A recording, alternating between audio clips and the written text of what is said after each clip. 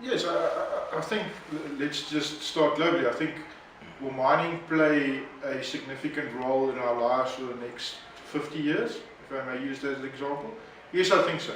I think technology is very dependent on mining.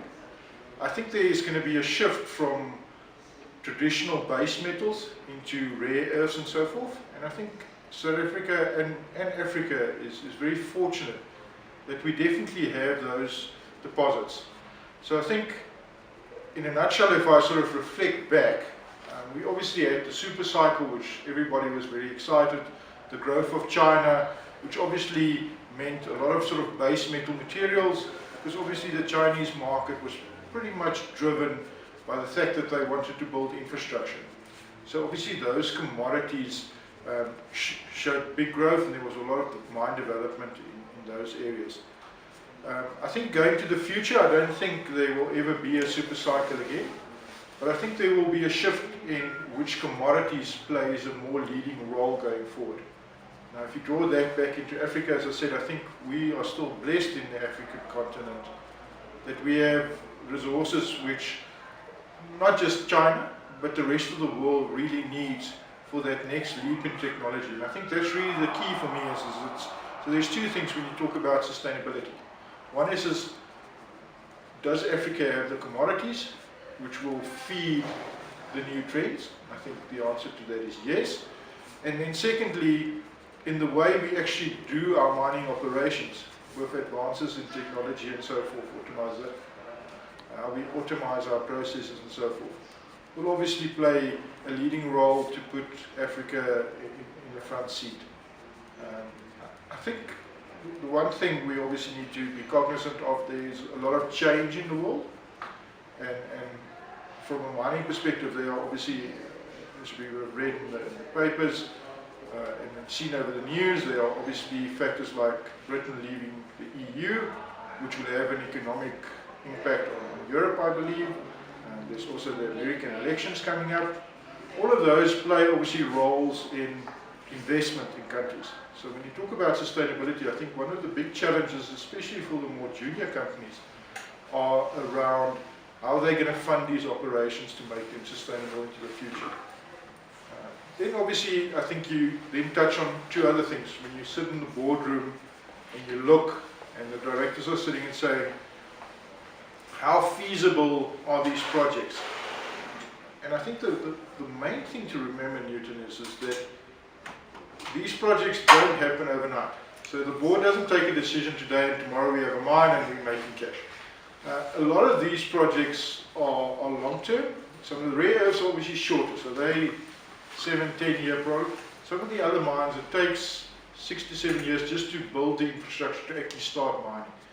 So obviously you have to have a very long-term view, and with all these uncertainties globally, obviously that sort of shifts your decisions on is this project profitable or not. But I think you have to take a very long-term view on these things, and that links to the sustainability. So for me it's obviously important that you have a very clear long-term view, taking into account all these sort of short-term factors, which plays a role, but then decide, is this really a commodity? And I always draw it back to commodities rather than companies. So choose your commodity, commit to that, and then obviously make sure you have enough capital to just stay in that project. Again, then there's a thought around, we've seen that specifically in the South African context, where there's been some divestment of some of the majors, where other companies have bought those assets, or they're in the process of selling them. I'm thinking of BHP and some of the like, where they've obviously sold their assets or are looking to sell them. But I think that creates opportunities for other people to have a lot more focused into those assets. That's then obviously their tier 1 assets, and they put all their capital, know-how and expertise and focus into those specific assets. And I think over time it's proven that those could be very successful. I think in the South African context, obviously like a Sibanye, which is obviously, Neil took that over, very focused, and really he's turned those assets around, and now obviously he's got an expansion projects which he's running to obviously grow the company. And I think that's exciting. When you talk about sustainability, I think you go through these troughs where you have this amalgamation, then they sell off some of these assets, new players come in, and they obviously make those successful companies. So that's my thoughts around sustainability, and I think definitely a positive yes. I think when you look at issues, I sort of have three broad strokes of what you have to look at. Firstly, obviously, the issues around funding, which I touched on earlier. For that project to attract the right funding and the right investor, and to make sure that those are long-term funding initiatives, to obviously see the project through. So I think funding is sort of at the start. Then obviously, you look a bit wider and you say, what factors would impact on my investor? I think front of mind there would definitely be regulatory certainty. We've seen in Africa numerous countries bringing out charters or the way they have transactions with the big, large mining companies. So my sense on that, without really going into the detail, is I think governments, when they want to attract investment, need to be clear to the investor what are their plans, and then stick to those plans. I think if you have made commitments and you change those, and sometimes for very good reason, that creates some uncertainty, and that obviously then impacts on the investor's decision to provide that capital. So I think it is very important that we do recognize today is that the world is interconnected. So I can spend my capital in various places. So the investor can take his money out of a project here and go invest it in Australia or in South America. And I think so you're now in a very competitive market. So you need to make it very appealing for that investor to come to you. So it's no longer the investor coming to beg you for investment. They have a choice. So I think you have to recognize that. So I think regulatory certainty is definitely one of those. And I think always when we talk about regulatory uncertainty, I think there's always, taxes always plays a role. Because obviously, in hard times and when the economies are flat, obviously governments, fiscus, are looking to obviously share in that. And they obviously then propose certain royalties or whatever mechanism they think to obviously earn some revenue for the government. And I think it's also, again, comes to the uncertainty if you have laws around what's government tenure. I think similarly tax. State your case, think through it, and then be consistent in that. Don't try and change or influence every now and then. So, and that really, I think, gives the investor confidence. Then sort of the last one is obviously operationally. Obviously, largely in Africa, a lot of these projects are obviously not close to infrastructure, so you're obviously not just looking at developing the mine, you're obviously looking at developing roads, bridges, railways, and then obviously ports to get it to the markets. And I think depending on where you are in Africa, that gives you either a competitive advantage or not, especially if you're moving bulk commodities. And then obviously the other question is around if you're going into some of, especially more the African areas, is the skills. So obviously to actually maintain or to operate these mines, obviously you have to have skill levels. And often the areas in which you're going are rural areas. So obviously it's how do you bring that skill sets or develop that local community, because I think that is the other very important thing is the community in which you're working. So obviously I think most mining companies have the philosophy that they spend a lot of time and effort on sustainability, and that goes into their sort of CSI projects and saying how do we work with the community to make it better for everybody else. We're obviously going to get a benefit, but the community in which we operate also gets a benefit.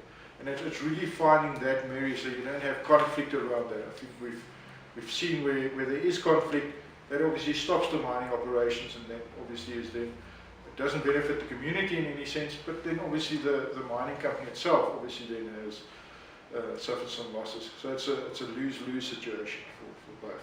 So I think that's key, is that stakeholder engagement at that community level with your labour, with your other stakeholders in the community, and how how you can come up with a winning formula.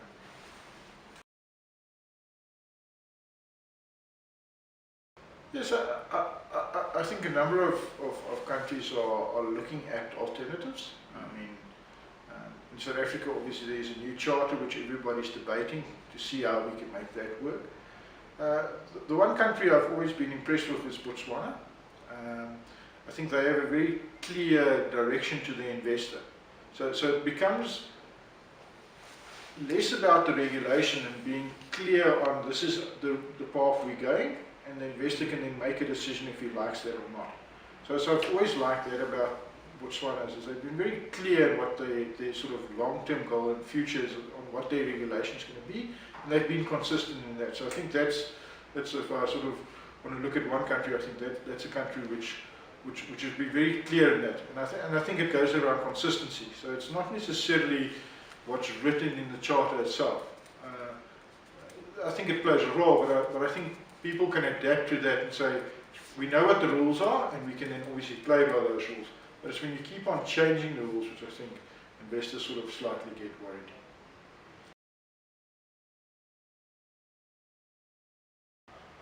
I think so. I always think there's sort of three role players in this. There's obviously government, which needs to provide certain basic services. Yes. And then there's obviously the mine, which now comes, and this is their moral duty. Now, in some countries there are regulations, like in South Africa, for a mining license to be granted, you have to have a social labor plan, which you need to adhere to, which is basically agreed with the local Communities. Well, not with the community, it's with the local government or municipality, which says we need either a school, we need water, whatever the case might be, for that specific area that is a need.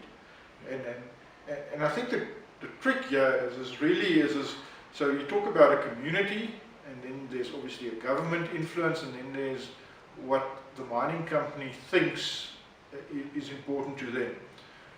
I think there is collaboration and dialogue is the only secret to success, where you really talk to each other and find out exactly what it is, and get agreement, and then go and execute that.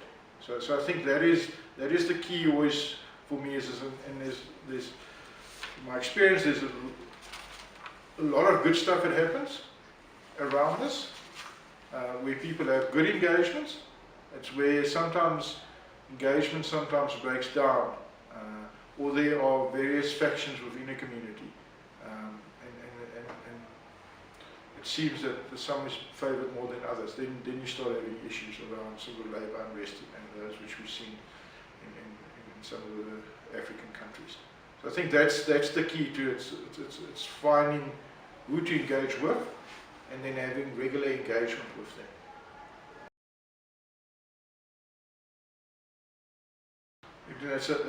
That's a very good question. I think it is, and it depends where your risk appetite sits.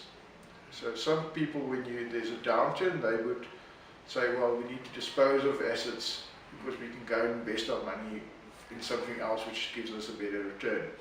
Then they're obviously the optimists.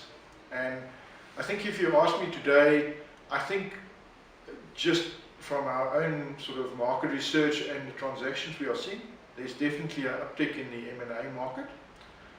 Definitely in Australia there is, and in Africa there is definitely some M&A activities. So that's always a very encouraging sign for me, because that means that and obviously various, and I'm now generalizing, but it's commodity specific. But in some commodities, you're definitely seeing an uptick in M&A activity, and that always tells me that you're probably at the bottom of that cycle, and that some investors or entrepreneurial companies are seeing an upturn, and they obviously want to share this because, as I pointed out earlier, there's a long lead time in sometimes developing some of these deposits.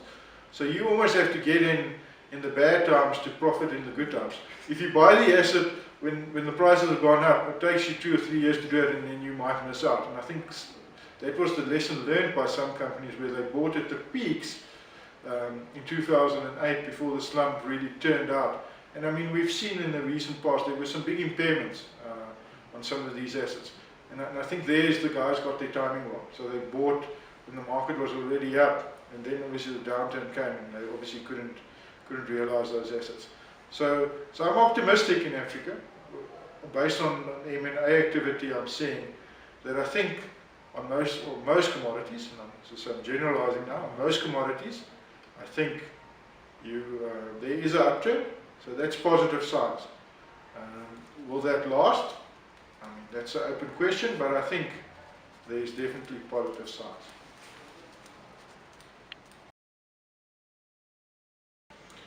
I think the mining, and let me just sort of, South Africa has always been a bedrock of our economy, and I think in a lot of other African countries, it is a huge generator for their GDP growth.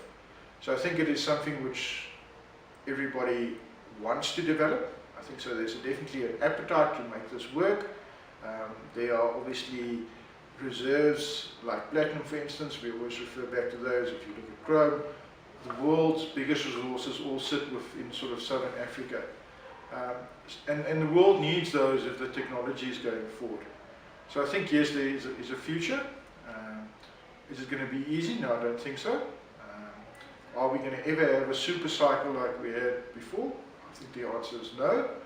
But I think if you carefully plan and if you do all the right things around stakeholder engagement, you have long-term investors, your funding is in place, I think you can make a success and a good return for your stakeholders in African mining operations.